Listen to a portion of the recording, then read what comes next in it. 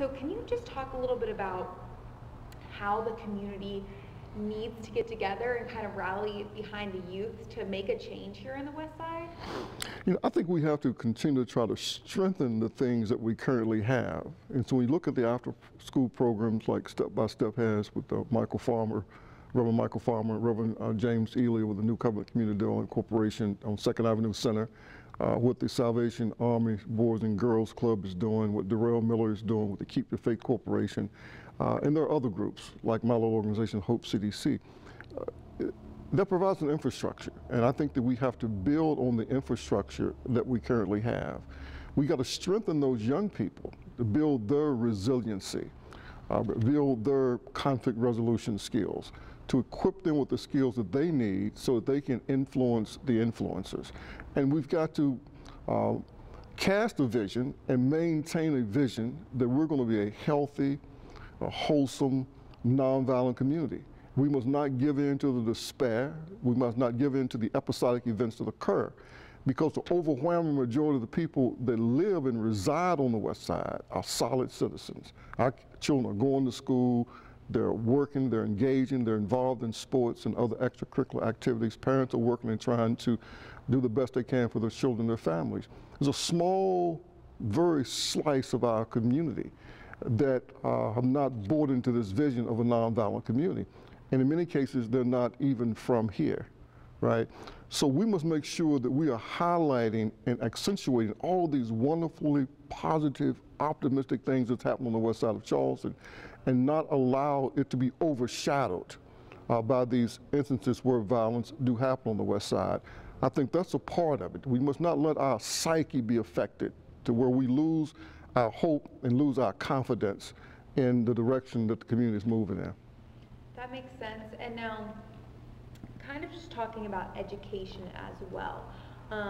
From what I've heard, that's kind of very important in this situation. I know that whenever I was talking to Deanna McKinney, she told me that's kind of one of the first signs, is whenever you see kids not going to school and, you know, they have truancy and everything like that.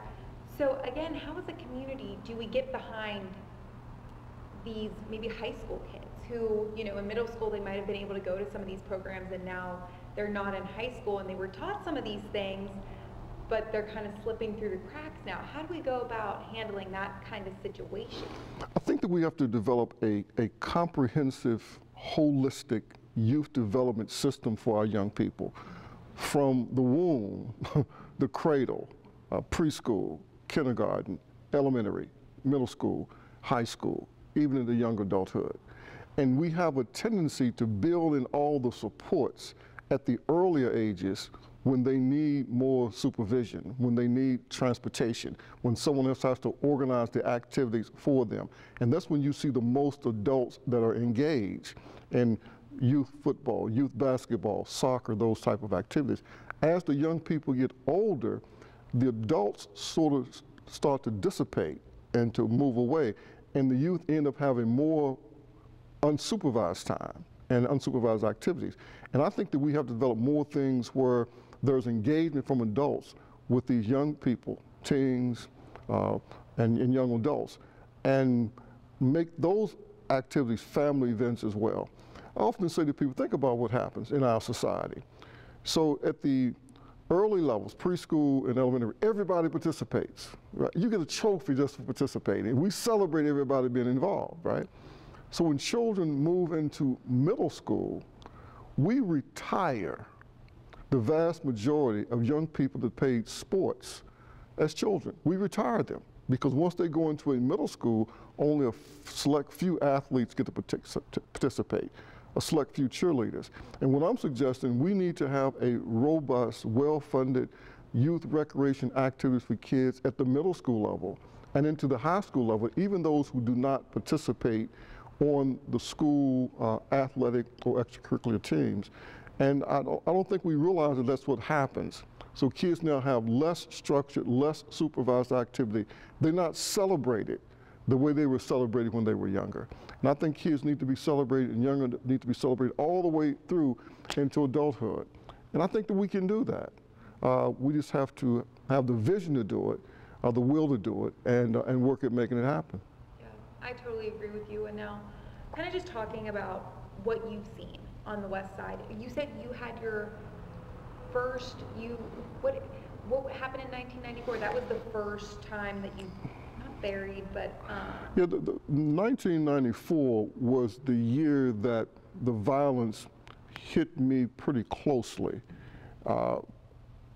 I've been in the ministry ever since 1982 officially. And I've been ministering outside of Charleston, right? A little small community down in Boone County, in Madison, West Virginia. So I was down there quite a bit. I was traveling with my employment at the time. So I was not as involved and as engaged in Charleston. And then then I came back to pastor the Grace Bible Church in 1994. And I believe that that was the first year that a young man was murdered in a house on Grand Street. My organization now owns, my little nonprofit. And he was a good friend of mine's nephew. And that was the first time that I was really close to someone that had a close relative that was murdered in a violent situation, and that I was responsible for officiating and for eulogizing this young man. And it was a heart-wrenching experience. I did not know that that would become something that would be common for me to have to do for the next maybe 2 decades. And over this period of time, I've probably officiated more funerals for young teenagers and young adults than I've done weddings for young people. And that's how bad it got at one point. When you move into the 90s, when the crack epidemic really was at its peak on the West Side, into 2000s, it was just unbelievable, the number of violent crimes that were committed and the number of murders. If memory serves me correctly, I believe it was in 2004 that I think there were 13 murders in Kanawha County. I think that 11 of them was on the west side of Charleston. And a number of them we hosted here at this church. And some of them were horrific beyond measure in terms of what happened.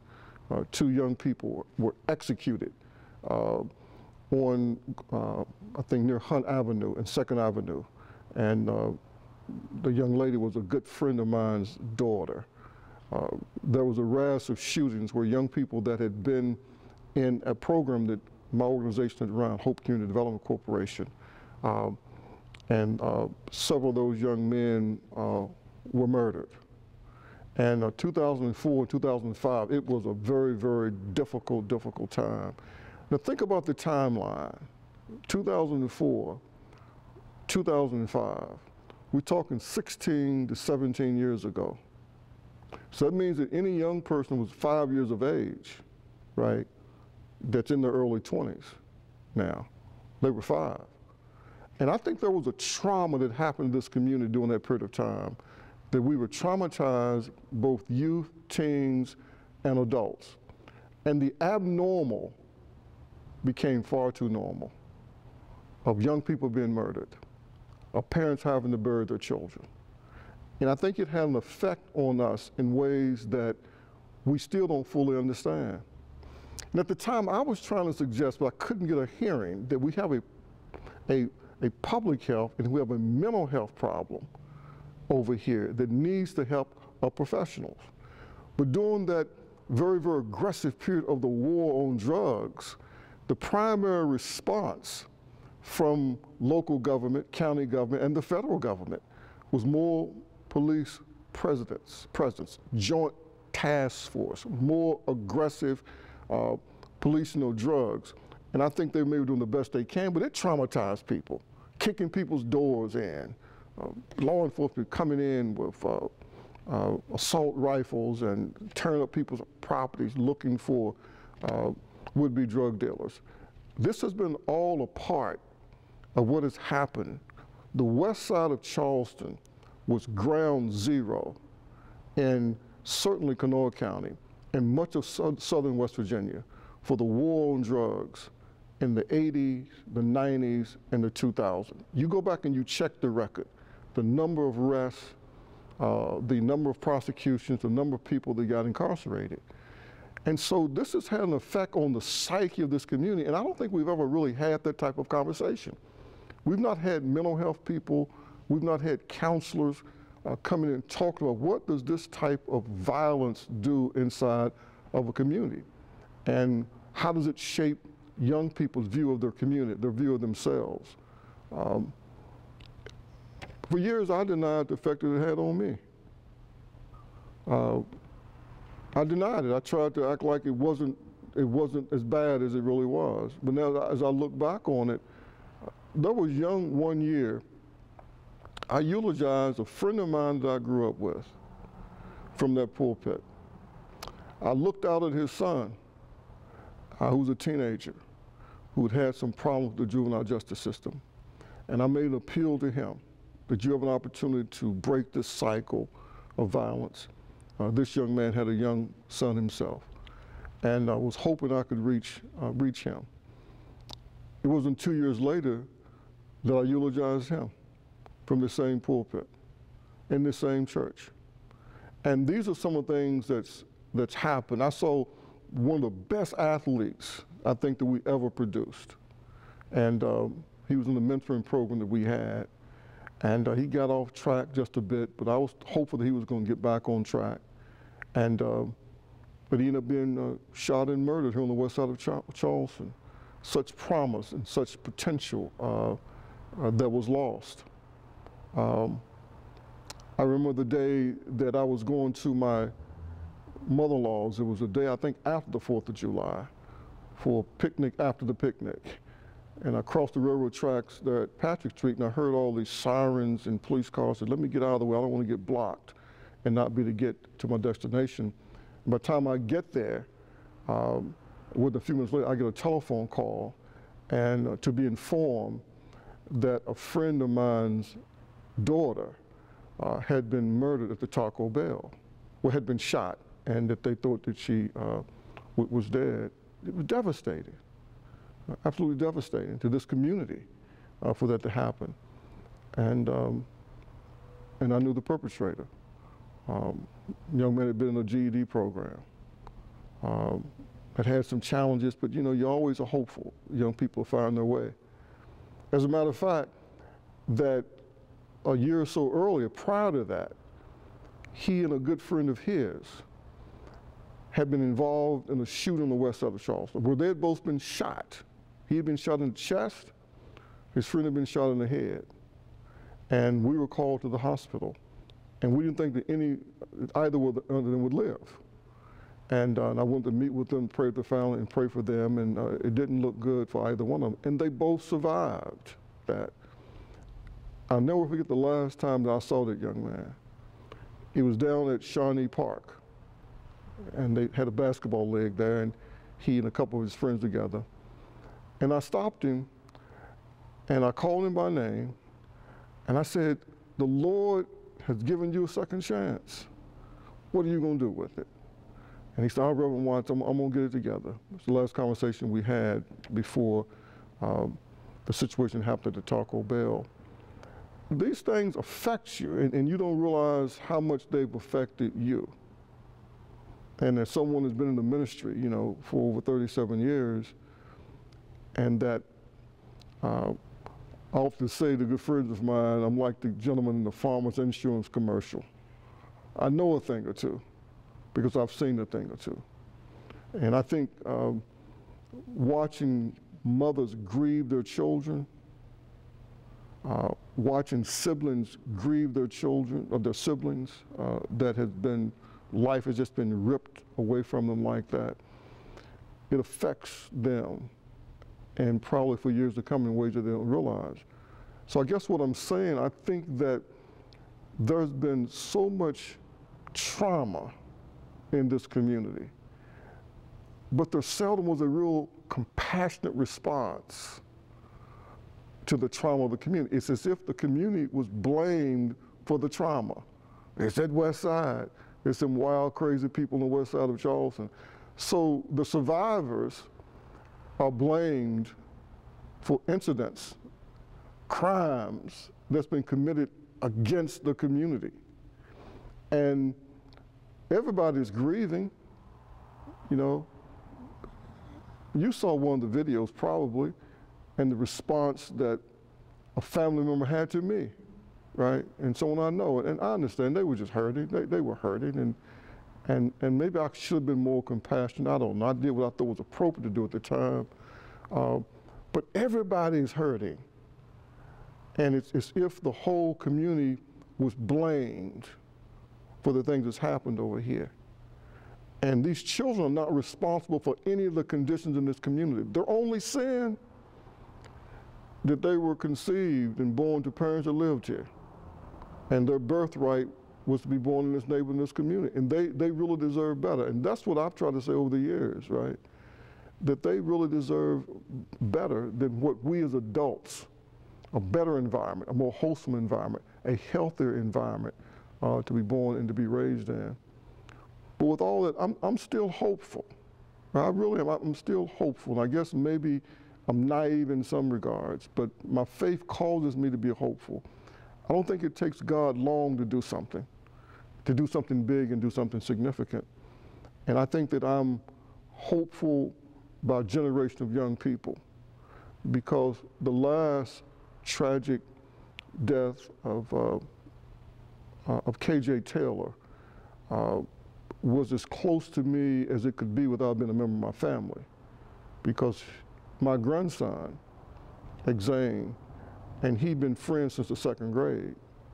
And I mean, they were real tight, went on vacations together, played sports together, went to middle school together. From this neighborhood, they went together over to Horace Mann and that type of thing. And to watch my grandson, who was an only child, to grieve the closest thing to a sibling that he had, and see the impact it's had on him and on his friends. And I think it's been an impact that they want to do better. They want to do something.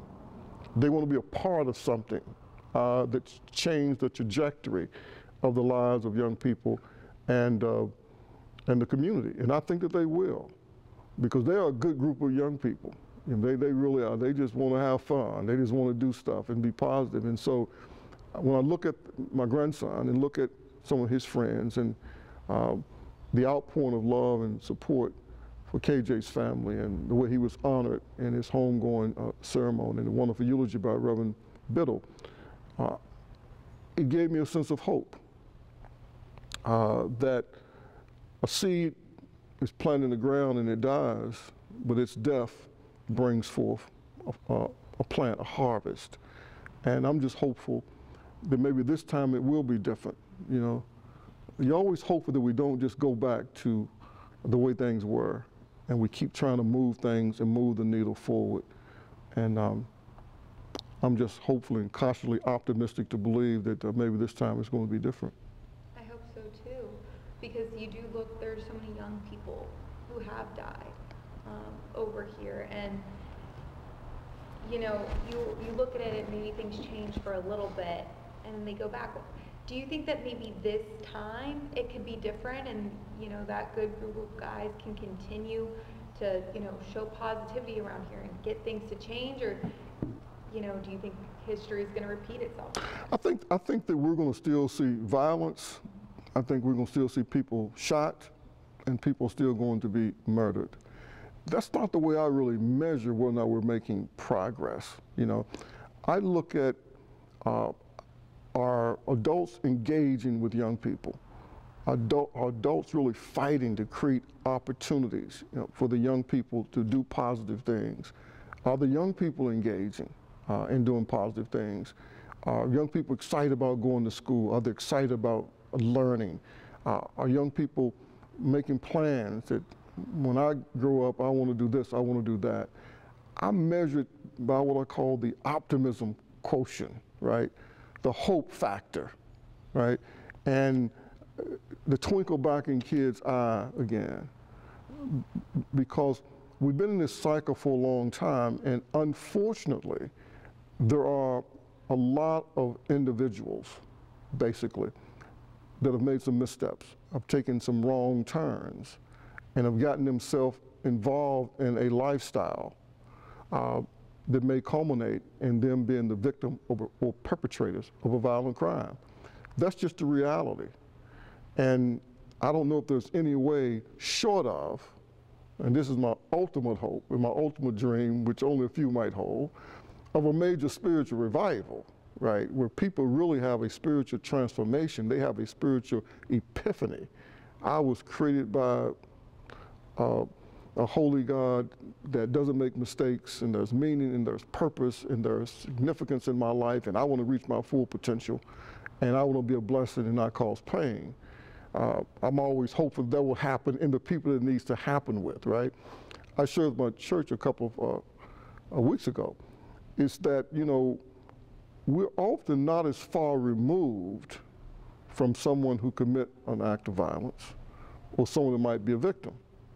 So if all of us are trying to be as sensitive as we can and to influence people in the right way, we don't know what our influence can keep from happening, right? And so I don't ever want us to feel like we're just victims, right? It's a fait accompli, it's gonna happen, nothing we can do about it. No, there are things that we can do, and every day our actions and our decisions really matter, they really count. Our optimism, our hopefulness, the encouragement that we offer to people, it really matters. And someone is close enough to that person that may be close to committing an act of violence, that they may be able to influence them not to do it. And I think that's the hopefulness that we have to have, that what we do matter every day. Yeah, I totally agree with you. One of my last questions, I was speaking to Deanna McKinney about this, and she said a lot of people aren't talking about gun violence on the West Side. It's not something that's talked about a lot, and that's part of the problem, is that people need to talk about it and do things about it, and that's not being done. Not that I'm asking for a response to that, but how do we go about bringing more awareness about gun violence? You know, if that's what she's saying, she's had personal, obviously, I mean, you've had personal experience with it, but, you know, if that's what she's saying, how do we go about bringing more awareness? Well, you know, I have the highest respect for Councilwoman Deanna McKinney. She's paid the ultimate price, the ultimate sacrifice to lose her only child to gun violence. And what she did is nothing short than amazing. She used it as a platform to try to help people, to try to help young people, to try to help parents, individuals who lost loved ones to gun violence. And I just value her opinion and her perspective. So she says that there's not enough conversation about gun violence. I kind of agree. She probably knows what she's talking about, because she certainly have her ear very close to that issue. Having said that, I would agree with her. But I think we have to have a conversation about violence, period.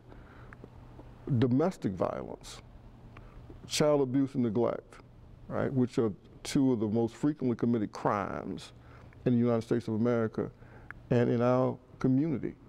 And I don't think that people are born necessarily with a genetic predisposition toward violence.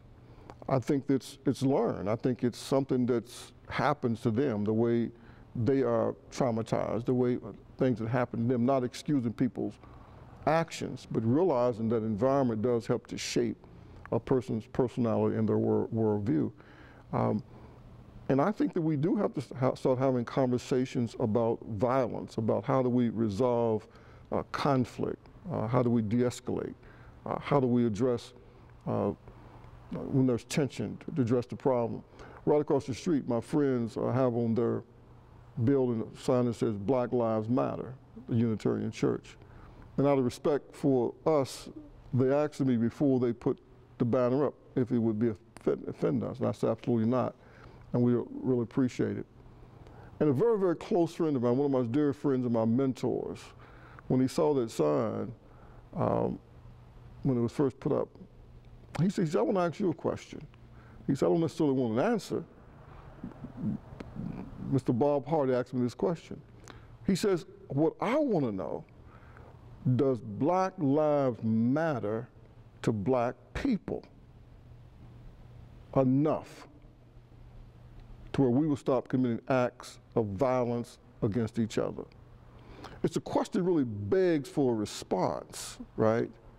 if we want black lives to matter to the society at large, then we have to send a strong message that black lives matters to us.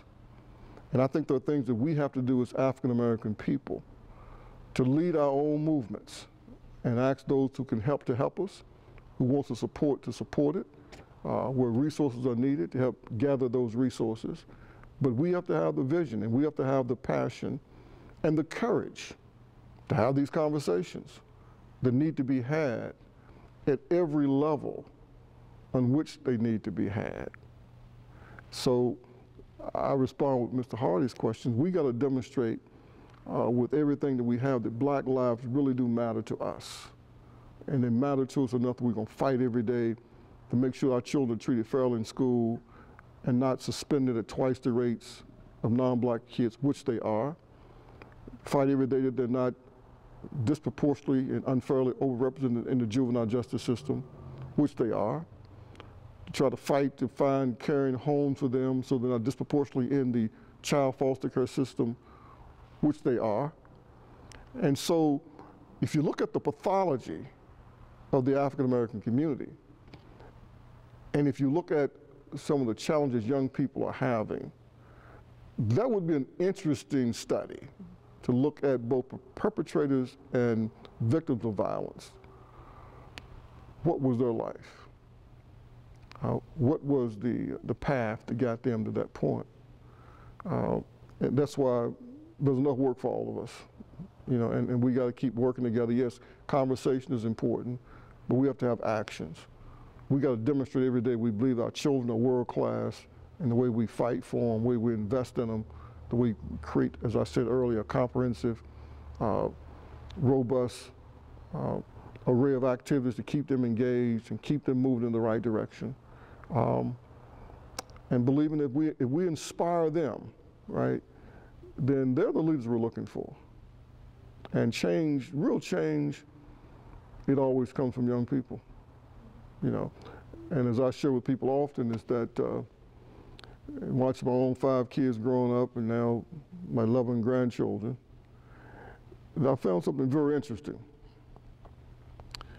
That what it might take me weeks, days, months, or whatever long it took me to do something, to fix something, or to build something, they can tear it down in a matter of minutes.